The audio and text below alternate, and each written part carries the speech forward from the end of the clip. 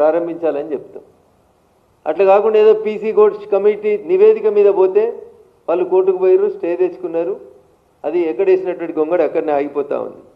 నేను చాలా సందర్భాల్లో చెప్తా ఉంటా, మళ్ళీ మీ ద్వారా రాష్ట్ర ప్రజానీకానికి మళ్ళీ ఒకసారి అప్పీల్ చేయదలుచుకున్నాను. కాంగ్రెస్ టీఆర్ఎస్ల బంధం వీణావాణిల బంధం లాంటి బంధం అది. No one can separate it. పైకి రెండు వేరువేరు లాగానే కనబడతాయి, కానీ మీరు దానం నాగేందర్ గారు కాంగ్రెస్లో మంత్రిగా ఉండి జై తెలంగాణ అన్నోళ్ళను కొట్టిన కాడి నుంచి మొదలుకుంటే టీఆర్ఎస్ అధికారంలోకి రాగానే గంట కూడా ఆలస్యం చేయకుండా పోయి టీఆర్ఎస్ కండవా కప్పుకున్నాడు. అదే దానం నాగేందర్ గారు 10 ఏళ్ళు పదవి అనుభవించి టీఆర్ఎస్ దిగిపోతే తెల్లారే పోయి మళ్ళీ కాంగ్రెస్ కండవా కప్పుకొని కాంగ్రెస్ పార్టీ తరఫున సికింద్రాబాద్ పార్లమెంట్ నుంచి క్యాండిడేట్గా పోటీ చేసినాడు. ఇంతకంటే ఎక్కువ గొప్పగా వాళ్ళ గురించి చెప్పేది ఏముంటుందన్న? ఇటున్నోళ్ళు అటు పోయారు, అటున్నోళ్ళు ఇటు వచ్చారు. ఆఖరికి నిన్న కేసీఆర్ పోయి సభ పెట్టిన జగిత్యాల జీవన్ రెడ్డి గారి దాకా ఎవరు అధికారంలో ఉంటే వాళ్ళ దిక్కుపోవడం, అధికారం కోసం కండువాళ్ళు మార్చుకోవడం. అది నిన్నటిదాకా టీఆర్ఎస్, ఇలా కాంగ్రెస్. అంతకుముందు కాంగ్రెస్, టీఆర్ఎస్ అధికారంలోకి రాగానే టీఆర్ఎస్. ఇటున్నోళ్ళు అటు పోయారు, అటున్నోళ్ళు ఇటు పోయారు.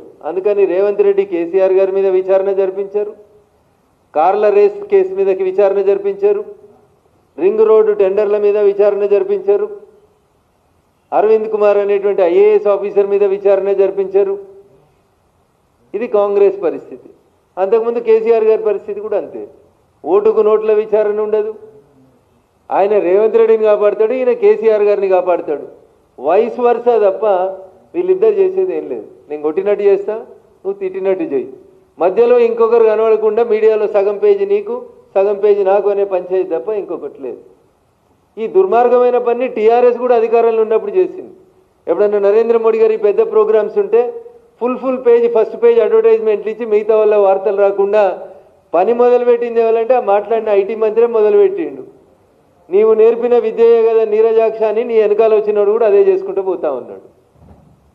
కాబట్టి కాంగ్రెస్ టీఆర్ఎస్ ఈ రెండు ఒకటే.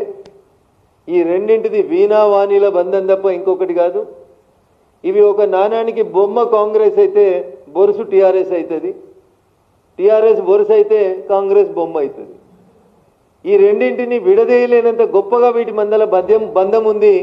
ఆ బంధమే ఆర్థిక బంధం. వాళ్ళు వీళ్ళని కాపాడుతారు, వీళ్ళు వాళ్ళని కాపాడుకుంటారు. కేసులు లేవు, వీళ్ళిద్దరినీ మీడియేట్ చేస్తుంది. 1,00,000 కోట్లు కాళేశ్వరం పేరిట దోసుకున్నటువంటి కంపెనీ యజమాని ఎవరైతే ఉన్నారో, ఏ కంపెనీ అయితే ఉందో అదే కంపెనీ యాజమాన్యం ఇయ్యాల. 10 ఏళ్ళు టీఆర్ఎస్ ఉంటే ముందుండి నడిపినటువంటి ఆ కంపెనీ యాజమాన్యమే ఇవాళ మూసీలో 95,000 కోట్ల కాంట్రాక్ట్ అని ఏదైతే రేవంత్ రెడ్డి గారు చెప్తున్నారో దాన్ని కూడా నడిపించేది ఎవరంటే ద సేమ్ కంపెనీ. కాళేశ్వరం కట్టి 1,00,000 కోట్ల అవినీతి చేసిందని రేవంత్ రెడ్డి గారు గట్టిగా అరిచిన కంపెనీ ఏదైతుందో అదే కంపెనీకి ఇలా మళ్ళీ మూసీ పేరిట కాంట్రాక్ట్లు అప్పచెప్పబోతా ఉన్నారు. మొట్టమొదటి వచ్చిన